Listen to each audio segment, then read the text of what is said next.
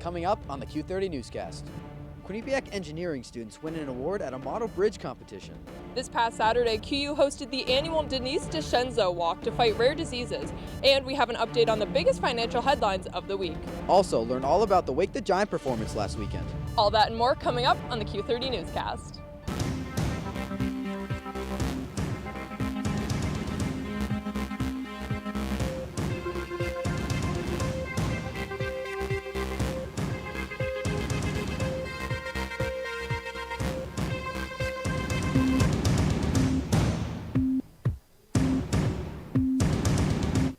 Welcome back to Suite 125 for this semester's and year's last Q30 Newscast. I'm Andrew Allison. And I'm Evangeline Crossley. We start tonight with news out of the School of Computing and Engineering, where a group of students competed for the first time in a competition at the American Society of Civil Engineers Northeast Regional Symposium. Q30's Jack Bergman has the story on what the bridge builders achieved. On April 18th, Quinnipiac competed at the AISC Student Steel Bridge Competition at UMass Amherst. The competition challenges teams of students to design, construct, and test a steel bridge to cover the South Skunk River in Story County, Iowa. The bridge itself is about 20 feet long, and each member can't be longer than 3.5 feet, so every member has to be connected every 3.5 feet, so getting over about 13 feet of water and island space was definitely a challenge, but working with the team and learning different building strategies ultimately made it a success. Before they could worry about the construction, they had to worry about the design of the bridge. But the design process itself is just such an iterative process. I probably worked with 20 to 30 different things before finally coming down to our final design 2 weeks before we were competing. The team continued to optimize their bridge even after they already had a solid product. I would say 400 hours. Many long nights sitting in the computer lab, because again, the design process is just putting things into the computer, running the program, seeing if it works. If it doesn't, oh well. If it does, can I make it better, and how can I do that? And there's just a bunch of different things that I was trying throughout the entire year, from August to really March. Then, after all the designing, the team worked to construct the bridge from scratch once they got to the competition site at UMass Amherst. And since they were rookies, they had big expectations for themselves. I would say definitely since it was our first year, we were a little intimidated going into it, but all the schools were very supportive. The actual building was super fun in the sense that it was kind of a race to see who could finish fast. We had high hopes that our construction speed would be one of the fastest in the competition, and it actually ended up being the third fastest, I believe. So that was really exciting to see it all come together at the end, and it was definitely a celebratory moment for all of us. The team will continue to prepare for next year's competition, diligently awaiting the rules to be announced next September. Reporting from the CCE Fabrication Lab for Q30 News, I'm Jack Bergman. We're a little over a week away from the end of the spring semester and the start of summer break. Students with no finals must be completely moved out of their dorms by 10 a.m. on Saturday, May 3rd. Otherwise, students must move out within 24 hours of their last final, or at the latest by 10 a.m. on Saturday, May 10th. Graduating students have until noon on the day of their commencement ceremony. The Office of Housing asks everyone to move out all personal belongings, leave campus-owned furniture, clean up their space, and turn off lights. All students must check out on My Housing after they leave. The ribbon-cutting ceremony for the Quinnipiac South Quad is happening tomorrow. The two new buildings, one called The Site and the other a School of Business, contain both classrooms, labs, and faculty offices, as well as other new features.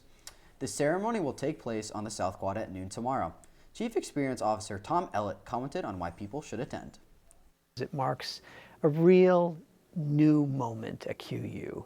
We're having a brand new School of Business and a Science and Technology Innovation and Experience building. The class of 2025 is only a few days away from walking across that stage and receiving their diplomas. There are 3 days of commencement ceremonies, starting on Friday, May 9th at the M&T Bank Arena with the School of Medicine at 1 p.m. and the School of Law at 5. On Saturday, May 10th on the Mount Carmel Quad, students from the Schools of Education and Nursing will walk at 10 a.m. and those from the College of Arts and Sciences, along with the School of Communications, will graduate at 3 p.m.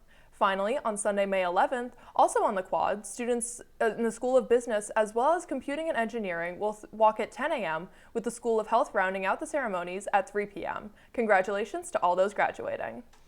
Switching from Quinnipiac to the nation's capital, there have been a couple notable arrests and a milestone for President Trump's second term. With more on those stories, here's Miranda Patorti. Thanks, Andrew and Evangeline. It was a busy week both in and out of D.C., so let's get right into it. First off, former Representative George Santos was sentenced on Friday to 87 months in prison and ordered to pay almost $374,000 in restitution and over $200,000 in forfeiture. The 36-year-old pleaded guilty last August to charges of committing wire fraud and aggravated identity theft. Prosecutors believe that these were behaviors that were part of a strategy to take advantage of the campaign finance system and his political party, donors, and family members to get money for himself. Following the sentencing Friday night, Santos took his criticism to X, stating, quote, "I believe that 7 years is an over-the-top politically influenced sentence, and I implore that President Trump gives me a chance to prove I'm more than the mistakes I've made," end quote. The White House did not comment Friday night. On the front end of the criminal system, the FBI arrested a county judge on Friday. Milwaukee County Circuit Court Judge Hannah Dugan is facing charges of obstructing or impeding a proceed before a department or agency of the United States and concealing an individual to prevent his discovery and arrest. This comes after Dugan allegedly obstructed federal authorities who were trying to detain an undocumented immigrant by taking the man and his defense attorney through a non-public jury door. The arrest marks escalation in the Trump administration's immigration policies, as well as arguments with judges over federal policy. Lastly, looking at the Trump administration overall, today marks 100 days of Donald Trump's second presidential term. The president, who ran a heavy economic campaign, has made significant changes to the U.S. economy. There's a growing belief that the administration is too focused on tariffs and not enough on lowering prices, hurting his approval rating on both. President Trump has been getting majority approval on his deportation program, but more Americans put the economy above that in their evaluations of him. MAGA Republicans disagree, though, putting immigration on top and significantly approve of his policies there, as well as their view of the economy. On the other side of the aisle, many Democrats express feelings of frustration or nervousness on how their party is handling the Trump administration. That's all I have for politics this week. Sending it back to Evangeline and Andrew at the desk. Thanks, Miranda. Finals begin next week on Monday, and students have spent all week preparing. While classes end on Saturday, students are given until 3:30 on Monday until the final exam period begins. The final period then runs until Friday evening. Students should know that 24-hour quiet hours go into effect Friday, May 2nd, and last the entire final exam period. Also, students will not be allowed to host visitors, also starting Friday night. Sometimes you think you have a plan in place and then something happens and it gets completely knocked over. So having the flexibility, having the routine, and just giving yourself the ability to take a look at the next 2 weeks and realize that once you get to that finish line, you're done. Tomorrow, the Office of Residential Life is hosting their annual Bobcat Block Party. It's at 5 p.m. in the complex courtyard. Students can come out and celebrate the end of the year with food, crafts, giveaways, lawn games, and music. The festivities go until 8 p.m. I hope the weather holds out for tomorrow night and for the block party, and I suggest everyone takes a break from studying to enjoy the nice weather we've been experiencing. Yeah, Andy, I know I've been trying to do a lot of workout on the quad, and hopefully I can continue that as I finish my final projects the rest of this week. Luckily, Brittany Braun-Leavitt is outside with our 3-day weather forecast. How's it looking, Brittany? Thanks, Evangeline and Andrew. I hope you guys went outside today and enjoyed some of the nice weather. Today we had a high of 71 with a low of 44. Tomorrow on Thursday we have a high of 66 with a low of 52. On Friday it's going to be a little cloudy but a nice high degrees of 72 and a low of 57.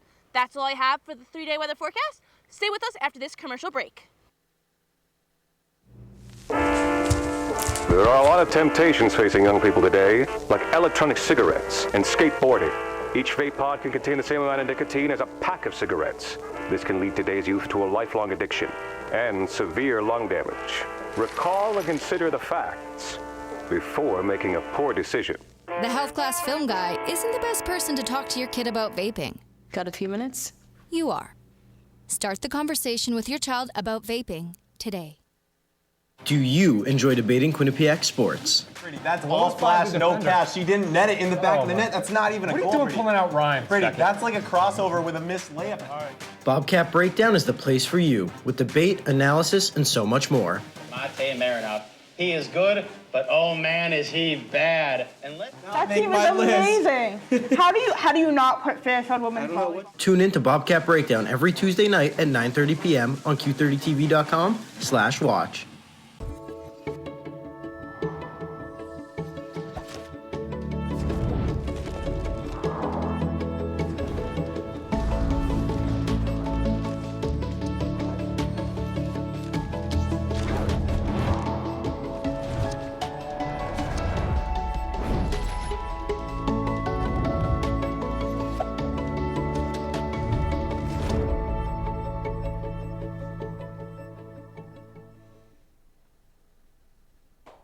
Thanks for sticking with us. Every year, Quinnipiac hosts a walk honoring Denise DeCenzo, a past anchor woman at WFSB who advocated for raising awareness about rare diseases. Q30's Emily Katz has a story on the walk this past Saturday.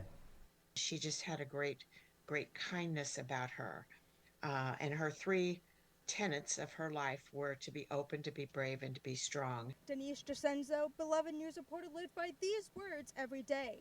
Now her memory lives on through a foundation carrying out the mission she once dreamed of. Whenever I get a chance to tell a story where people are able to overcome the challenges they have in a way that is with integrity and grace and courage, I love it. DeCenzo was the face of Connecticut WFSB's nightly news for over 3 decades. One of the longest-serving anchors of the station, DeCenzo became a trusted voice in homes across the state. She really was able to communicate the news, whether good or bad, in a way that made you feel like you understood what was going on. But what stood out besides her work was her heart. The people who had some issues, people who were moving on through life regardless of what happened to them or what challenge they reached, she was able to bring those people to us. She said, I'd really like to just have a lot of money and form a foundation to help so many people who need us. Her friends and family made that wish a reality. Supporting those with physical and mental challenges,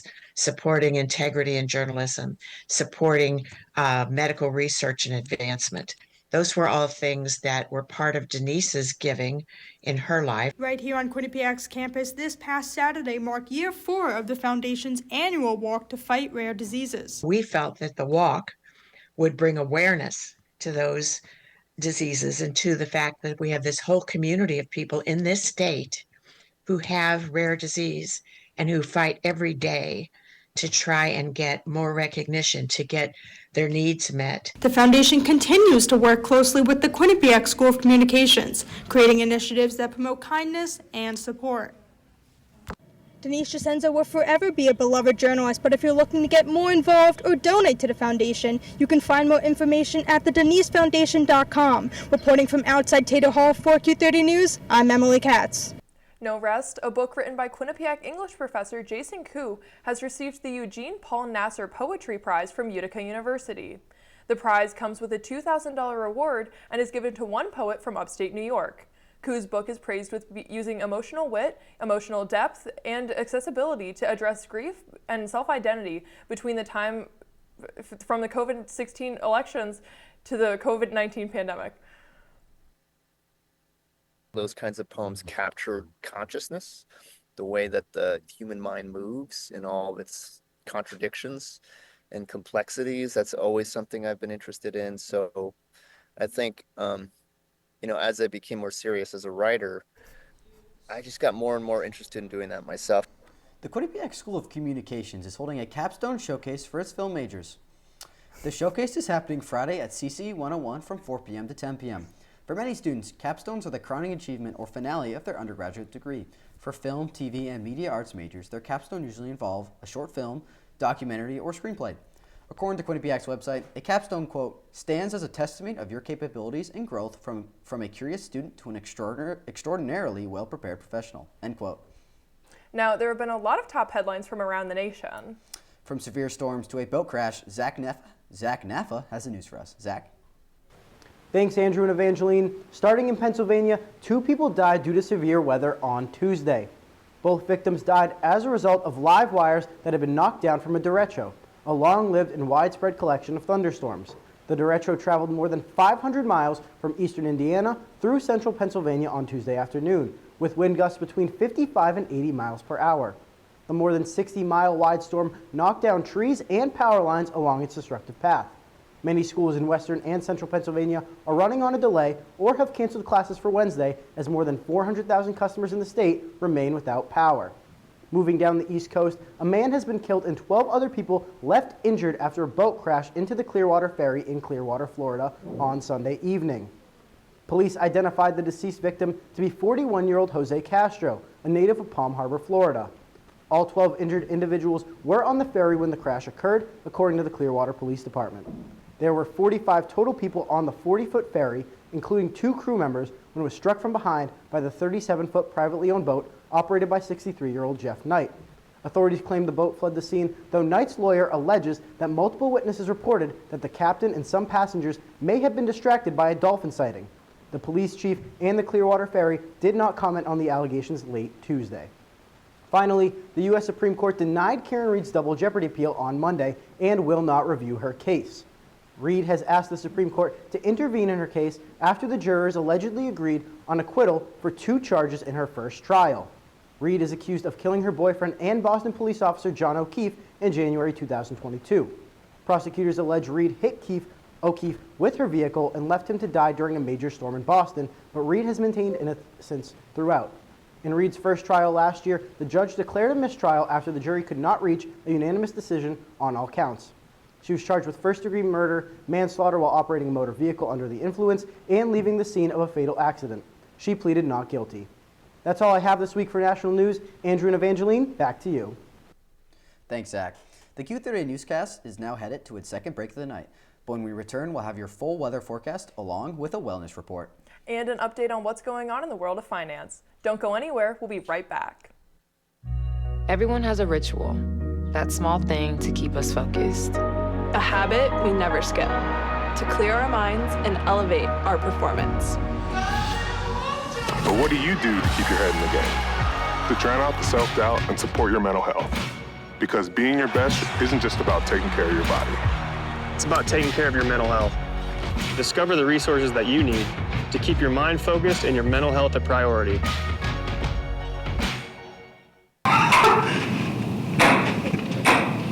Here at Sports Plaza, we like to have balance between having fun and working hard. Sometimes that competition we cover gets into our producing.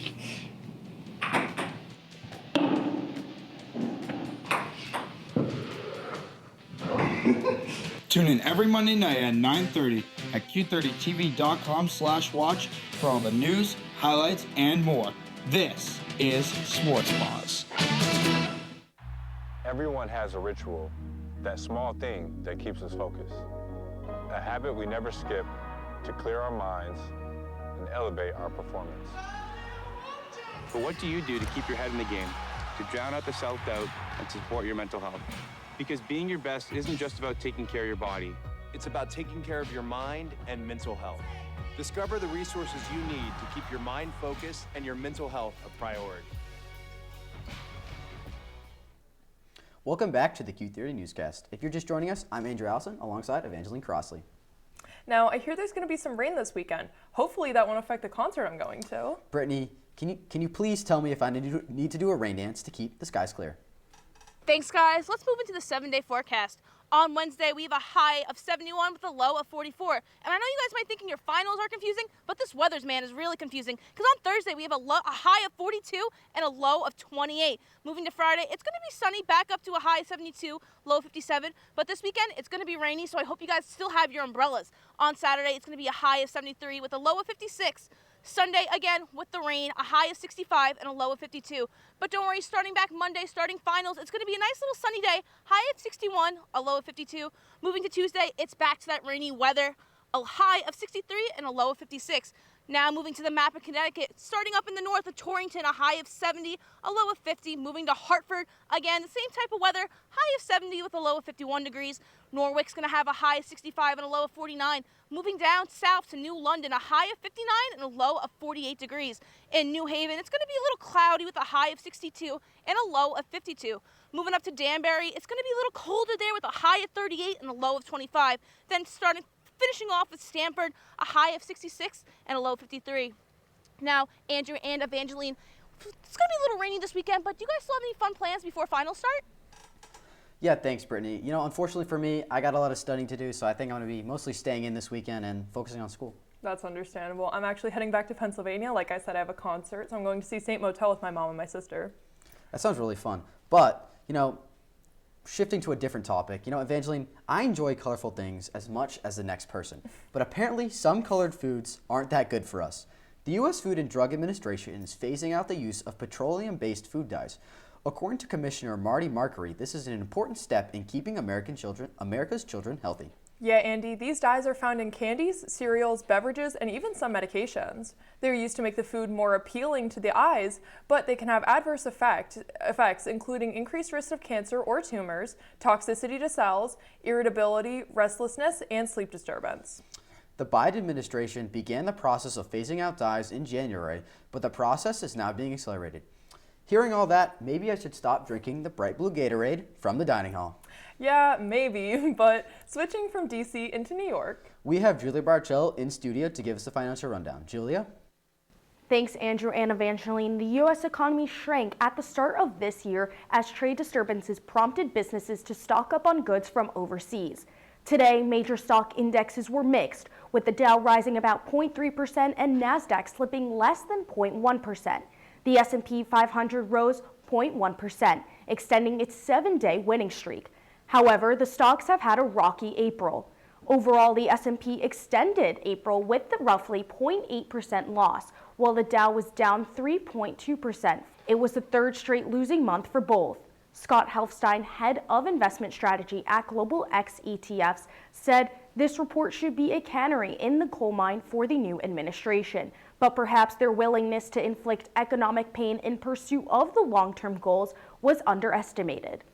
Now, more in trades. Tuesday, Amazon said it will consider displaying import charges on items sold for ultra discount, but the plan was never approved and is not going to happen. The team that runs our ultra low-cost Amazon Haul store considered the idea of listing import charges on certain products. Amazon spokesperson Tim Doyle said in a statement to CNBC, this was never approved and is not going to happen. White House Press Secretary Caroline Leavitt asked, why didn't Amazon do this when the Biden administration hiked inflation to the highest level in 40 years? NEFT's Bitcoin miners are finding their way to the United States. Companies like Riot and Mara are exponentially growing. Alexander Neumiller of the University of Cambridge Judge Business School told Fox Business that the U.S. capital markets are promising. This is a very key for the industry, where you get them where electricity costs are simply the main factor. Essentially, that decides whether you're competitive or not, and you also need to grow, said Neumiller on Fox. Now that's all I have from Wall Street. Back to the desk. Thanks, Julia. Now we have to take our last break of the night, but when we return, we'll have an update on what happened in Quinnipiac athletics this week, as well as a story on the Wake the Giant event last weekend. Don't go anywhere.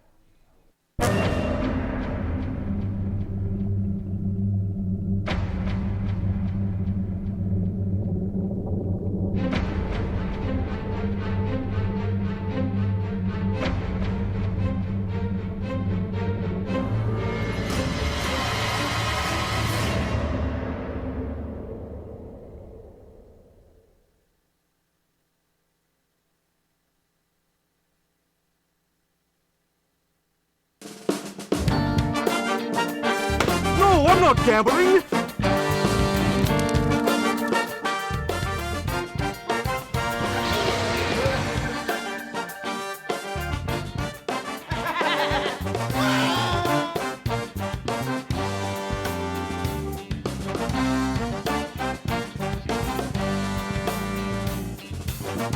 Live from the piazza, it's Quinnipiac tonight!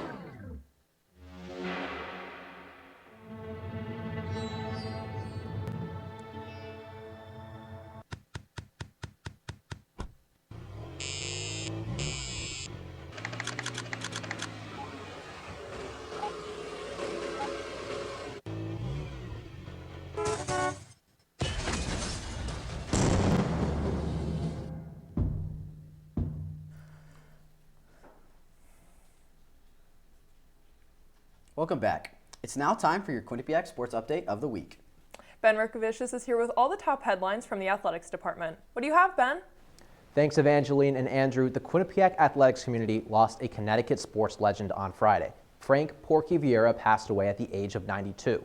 Vieira was inducted into the Quinnipiac Athletics Hall of Fame in 1974 and was most known for his dominance on the basketball court and the baseball diamond. Vieira even played a game against Wilt Chamberlain and outscored the NBA center 39-31. Vieira holds the all-time record for Quinnipiac men's basketball points scored with 2,649 and hit a career 424 batting average, the highest in program history. Vieira also spent 44 years coaching at New Haven, serving as a head coach for its baseball program. The most anticipated time of the year for acrobatics and tumbling has arrived. The NCATA championships took place this weekend in South Dakota. How'd the Bobcats fare? Quinnipiac was knocked out of the tournament in the semifinals by the Oregon Ducks, losing by just under 7 points. Despite the loss, 2 Bobcats took home individual national titles.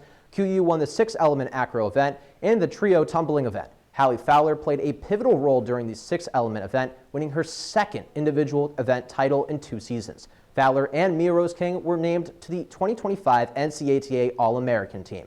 Finishing up on the tennis courts, both the men's and women's tennis teams competed in the MAC tournament this weekend.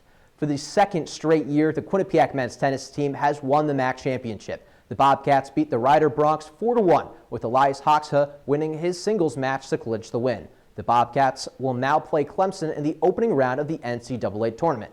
On the women's side, Quinnipiac won its 8th conference title after defeating Fairfield 4-3. MAC Player of the Year Willow Renton stole the show. Despite losing her first set, she won the next 2 sets to win the match. The women's team draws Texas A&M in the opening round of the NCAA tournament. That's all I got for sports this week, guys. Back to Evangeline and Andrew at the desk. Thanks, Ben. Now, I gotta ask, did Quavo wake the Giant this weekend? Unfortunately, I couldn't make it, Evangeline, but we have Q30's Melissa Sheehan to tell us if the Giant is still slumbering. This past Sunday, students packed M&T Bank Arena for Quinnipiac's annual Wake the Giant concert, this year headlined by Quavo. Wake the Giant has become a signature Quinnipiac tradition, drawing thousands of students each spring.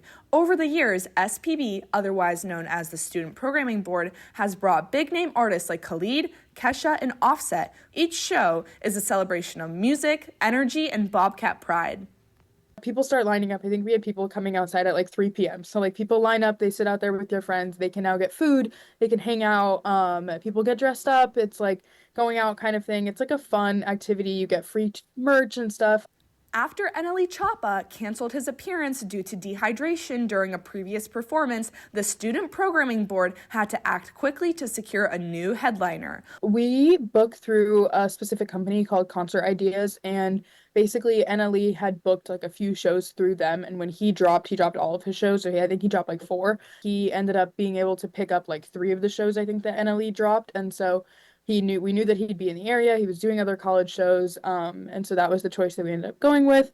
The cancellation brought unexpected changes, but SPB quickly confirmed a replacement, allowing the event to continue as planned. Their swift response ensured the event could move forward without disruption, and student enthusiasm remained high throughout the night.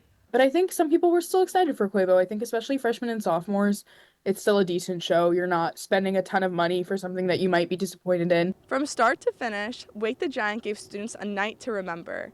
And as SPB looks ahead, they aim to make the event even bigger in the future. Reporting from M&T Bank Arena for Q30 News, I'm Melissa Sheehan. So, Sleeping Giant State Park probably has a lot of birds, but I doubt it has one like this. I can't say I've ever had the honor of meeting a bird that has such capacity for destruction. Yeah, Andy, I certainly would not want to be parking in this Massachusetts town where a woodpecker damaged 25 cars, all because he saw his own reflection. This unnamed assailant was caught in the act by townspeople. This is becoming such a problem that many have resorted to putting plastic wrap over their mirrors to put an end to this reign of terror. Zoo experts say, luckily, the string of vandalism should be done as soon as the mating season is over for the woodpecker. On a more serious note, the last Q30 newscast of the year is now coming to an end. Before that, I have a few words. This year has been so much fun for me. I've only been an executive producer for half the year, but I think I've grown so much in the past 9 or so months, and I want to thank all the producers I've worked with. Carter Kane, Ashley Potvin, Emily Katz, Miranda Patorti, Jack Bergman, Sydney Weimer, and of course, Evangeline Crossley. Also my boss, Julia Barcello, you will be missed.